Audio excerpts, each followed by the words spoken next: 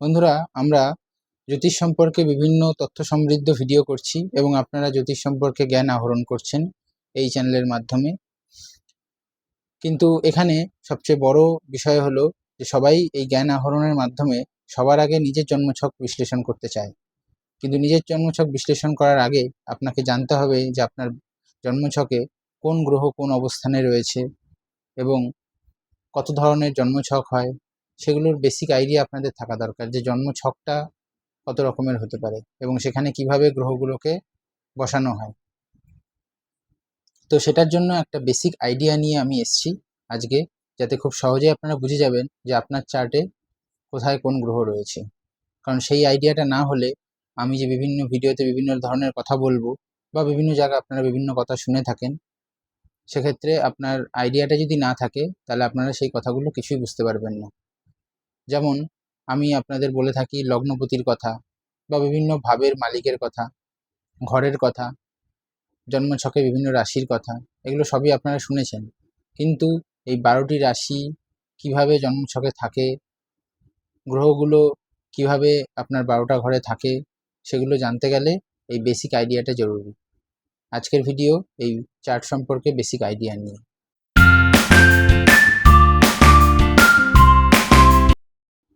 নমস্কার, আমি ইন্দ্রজিৎ দে। আমার ইউটিউব চ্যানেল অ্যাস্ট্রোলজিক্যালে আপনাদের স্বাগত জানাচ্ছি। আগেই বললাম, আজকের ভিডিও আমাদের বার্থ চার্ট সম্পর্কে বেসিক আইডিয়া সংক্রান্ত হবে, যার মাধ্যমে সহজেই আপনারা আপনাদের বার্থ চার্টের বেসিক জিনিসগুলো অন্তত দেখতে পারবেন, বুঝতে পারবেন। চলুন তাহলে শুরু করি দেরি না করে।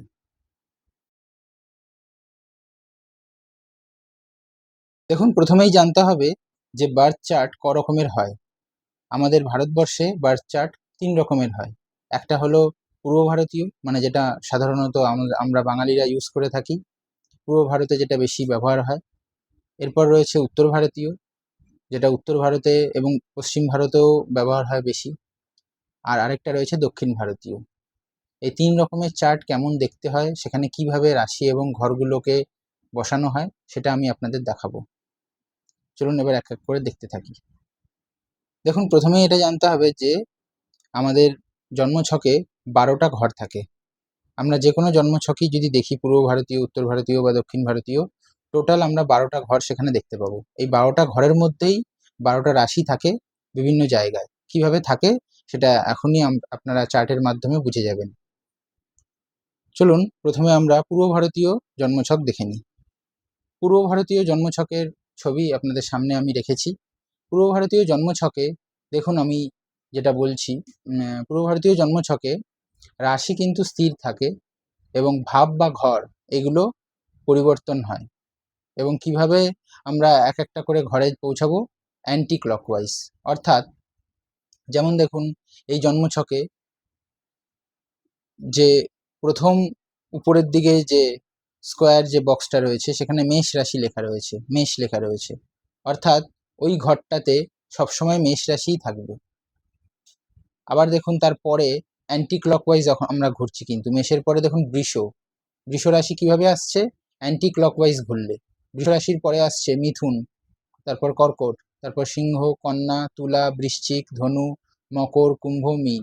এইভাবে 12টি রাশি অ্যান্টি ক্লকওয়াইজ আমরা দেখতে পাচ্ছি এবং এই ঘরগুলোকেও আমরা অ্যান্টি ক্লকওয়াইজই দেখি। কিন্তু এখানে ঘরগুলো পরিবর্তনশীল। অর্থাৎ আমরা প্রথমে যে চৌকো বক্সটা উপরে দেখছি, সেটাই যে প্রথম ঘর হবে এমন কোনো নিশ্চয়তা নেই। যে কোনো ঘর এখানে সেটা প্রথম ঘর হতে পারে এবং ঠিক অ্যান্টি ক্লকওয়াইজ ঘুরলে তার পরের ঘরটা 2 নম্বর ঘর, তার পরের ঘরটা 3 নম্বর ঘর, এইভাবে হবে। যেমন এখানে দেখুন, ধনু রাশির ঘরে লগ্ন লেখা রয়েছে। লগ্ন যে ঘরে লেখা থাকবে, যে রাশির ঘরে, সেই রাশিটা হচ্ছে প্রথম ঘর। অর্থাৎ এখানে ধনু রাশি হচ্ছে প্রথম ঘর, যে কারণ এখানে লগ্ন লেখা রয়েছে। লগ্ন হচ্ছে প্রথম ঘর। তারপরে স্বাভাবিকভাবেই ধনু রাশির পরে মকর রাশি আসছে। মকর রাশি হচ্ছে তার মানে দ্বিতীয় ঘর। মকরের পর কুম্ভ, তার মানে সেটা তৃতীয় ঘর। কুম্ভের পর মীন, ওটা চতুর্থ ঘর। এইভাবে পঞ্চম ঘর, ষষ্ঠ ঘর, সপ্তম, অষ্টম, নবম, দশম, একাদশ, দ্বাদশ, পরপর যেমন যেমন রাশি আসে অ্যান্টি ক্লকওয়াইজ ঘুরলে, সেইভাবে সেই ঘরগুলো হবে। অর্থাৎ রাশি এখানে স্থির থাকে, ঘর এখানে পরিবর্তন হয় এবং অ্যান্টি ক্লকওয়াইজ পরিবর্তন হয়। আশা করি আপনাদের বোঝাতে পেরেছি। পরে একটা উদাহরণ চার্ট দিয়ে আরো ভালোভাবে বোঝাবো। এরপর আপনারা দেখুন উত্তর ভারতীয় জন্মছক। উত্তর ভারতীয় জন্মছকে দেখুন আমি লিখে দিয়েছি কোন ঘরে কোন ভাব রয়েছে। অর্থাৎ দেখুন একদম প্রথমে উপরে যে চৌকো বক্সটা রয়েছে সেটা হলো প্রথম ভাব, অর্থাৎ ওই ঘরটাই প্রথম ঘর। এখানে কিন্তু ঘর স্থির, ঘর পরিবর্তন এখানে হবে না। প্রথম যে ঘরটা আমি বলেছি যে উপরের চৌকো বক্সটা প্রথম ভাব, ওটা ফিক্সড, ওটাই সব ছকে প্রথম ভাব হবে যে কোনো উত্তর ভারতীয় জন্মছকে। উত্তর ভারতীয় জন্মছকে ঘর স্থির। দেখুন তারপরেই অ্যান্টি ক্লকওয়াইজ আবার যাচ্ছি, দ্বিতীয় ভাব, তৃতীয় ভাব, চতুর্থ ভাব, এইভাবে আমরা 12টা ভাব পাচ্ছি অ্যান্টি ক্লকওয়াইজ ঘুরলে। এবং এই ঘরগুলো ফিক্সড, তাই জন্য আমি এটা লিখে দিয়েছি যে কোনটাকে কোন ঘর বলে। এখানে যে ঘরগুলো রয়েছে সেই ঘরগুলোকে কোনটাকে প্রথম, কোনটাকে দ্বিতীয়, কোনটাকে তৃতীয় বলে সেটা আমি লিখে দিয়েছি, এবং এটাই হবে সমস্ত চার্টের ক্ষেত্রে। ফিক্সড, ঘরগুলো ফিক্সড। রাশি কিন্তু পরিবর্তন হবে। যেমন দেখুন এখানে প্রথম ভাব হচ্ছে সবসময় লগ্ন হয়, এটা আমি বলেছি। প্রথম ভাবে দেখুন লগ্ন লেখা রয়েছে। এরপর দেখুন লগ্নে বা প্রথম ভাবে 9 নম্বর রাশি লেখা রয়েছে। 9 নম্বরটা হচ্ছে রাশির নম্বর, ঘরের নম্বর না ওটা। উত্তর ভারতীয় জন্মছকে রাশির নম্বর লেখা থাকে, ঘরের নম্বর লেখা থাকে না। যে নম্বরটা লেখা থাকে সেটা রাশির নম্বর। অর্থাৎ উত্তর ভারতীয় জন্মছকের প্রথম ঘরে 9 লেখা আছে, মানে এটা 9 নম্বর রাশি, অর্থাৎ ধনু রাশির লগ্ন, মানে ধনু লগ্নের চার্ট। তারপরে দেখুন স্বাভাবিকভাবেই 10, 11, 12, 1, 2, 3, 4 আবার যেভাবে পরপর রাশিগুলো আসে, অর্থাৎ ধনুর পর মকর, কুম্ভ, মীন, মেষ, বৃষ, এইভাবে পরপর অ্যান্টি ক্লকওয়াইজ রাশিগুলো রয়েছে। এখানে ধনুর জায়গায় বৃশ্চিকও লগ্ন হতে পারে, তুলাও লগ্ন হতে পারে। যদি তুলা লগ্ন হতো তাহলে 7-এর পরে 8 আসতো, 9 আসতো, 10 আসতো, এইভাবে ঘুরতো। ঠিক আছে? আশা করি তার মানে বুঝতে পারলেন যে এখানে রাশি পরিবর্তনশীল, ঘর কিন্তু স্থির, এবং এখানেও অ্যান্টি ক্লকওয়াইজই ঘরগুলো দেখতে হবে। এরপর আমরা আজকের শেষ যে জন্মছক, দক্ষিণ ভারতীয় জন্মছক, সেটা দেখে নেব। দেখুন দক্ষিণ ভারতীয় জন্মছকে সবই স্কোয়ার রেক্টাঙ্গুলার যে বক্স সেটা থাকে। এখানেও দেখুন রাশি হচ্ছে স্থির, পূর্ব ভারতের মতনই রাশি স্থির, ভাব পরিবর্তনশীল এখানে।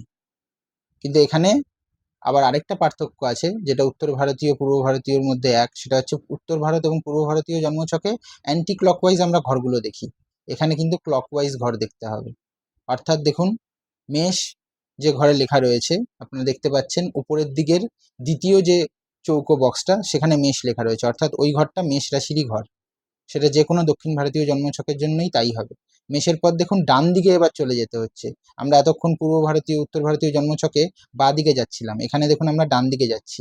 মেষের পর বৃষ, মিথুন, কর্কট, সিংহ, কন্যা, তুলা, এইভাবে চলছে, ক্লকওয়াইজ চলছে রাশিগুলো। ঘরগুলো এইভাবে ক্লকওয়াইজ আমাদের ধরতে হবে। দেখুন এখানেও ধনু রাশির জায়গায় লগ্ন লেখা রয়েছে, তার মানে যেখানে লগ্ন লেখা রয়েছে সেটাই হচ্ছে 1 নম্বর ঘর, পূর্ব ভারতীয় জন্মছকের মতন। যেখানে লগ্ন লেখা সেখান থেকে 1 নম্বর ঘর গোনা শুরু হবে। এবং স্বাভাবিকভাবেই ধনুর পরে মকর হচ্ছে দ্বিতীয় ঘর হবে, মকরের পর কুম্ভ তৃতীয় ঘর হবে, এইভাবে মীন, মেষ, বৃষ, এইভাবে পরপর 4, 5, 6 নম্বর ঘর এইভাবে চলবে। বোঝা গেল? তার মানে হচ্ছে রাশি এখানে স্থির এবং ঘর হচ্ছে এখানে পরিবর্তনশীল, এবং ঘরগুলো ক্লকওয়াইজ দেখতে হবে আমাদেরকে। এই হলো দক্ষিণ ভারতীয় জন্মছকের বৈশিষ্ট্য। অর্থাৎ আমরা যেটা দেখতে পেলাম যে উত্তর ভারতীয় এবং পূর্ব ভারতীয়র মধ্যে মিল হচ্ছে ঘরগুলো অ্যান্টি ক্লকওয়াইজ দেখতে হয়, আর দক্ষিণ ভারতীয়র সঙ্গে পূর্ব ভারতীয় জন্মছকের একটা মিল হচ্ছে রাশি স্থির থাকে, ঘর পরিবর্তনশীল হয়।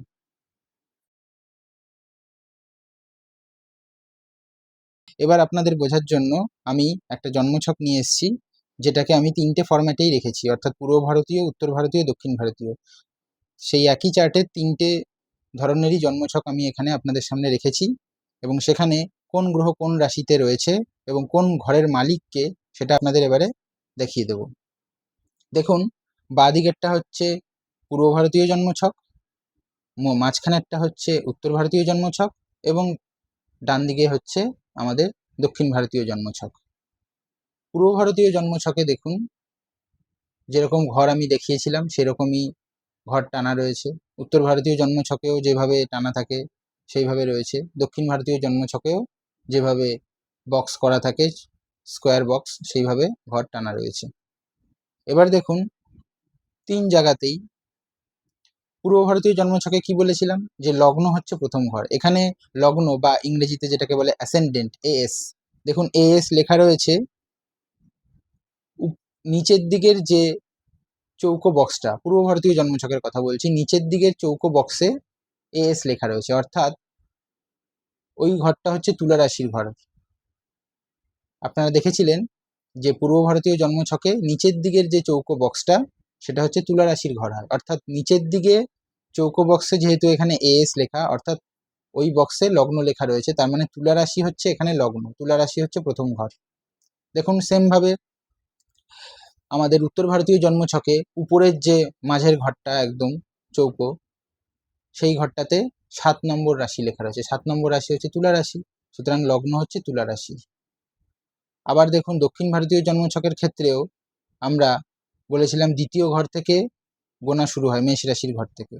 দেখুন সেই হিসাবে যে লগ্ন সেটা কোথায় আসছে, গুনলে বোঝা যাচ্ছে যে লগ্নটা তুলা রাশিতে এসছে, অর্থাৎ এখানেও তুলা লগ্ন, অর্থাৎ এই তিনটে চার্টই একই চার্ট, তুলা লগ্নের চার্ট। তাই জন্য আমি লিখেছি লগ্ন হচ্ছে এখানে তুলা এবং এখানে সূর্য রয়েছে তুলা রাশিতে। দেখুন তুলা রাশির ঘর যেখানে যেখানে যেখানে রয়েছে প্রত্যেকটা জন্মছকে সেখানে সূর্য রয়েছে, সান, এসইউ লেখা রয়েছে, সেটা অর্থাৎ সূর্য এখানে তুলা রাশির ঘরে রয়েছে। চন্দ্রকে দেখুন মুন, এমও লেখা রয়েছে, মুন রয়েছে সিংহ রাশির ঘরে, অর্থাৎ লিও সাইন যেটা। এরপরে মঙ্গল বা মার্স সেটা রয়েছে মিথুন রাশির ঘরে, মার্কিউরি বা বুধ সেটা রয়েছে কন্যা রাশির ঘরে, বৃহস্পতি রয়েছে মীন রাশির ঘরে, শুক্র রয়েছে তুলা রাশির ঘরে, শনি মকর রাশি, রাহু মেষ রাশি এবং কেতু তুলা রাশি। এইভাবে 9টা গ্রহ তাদের প্রত্যেকটা রাশিতে অবস্থান আমরা দেখতে পাচ্ছি এই 3টে জন্মছকেই।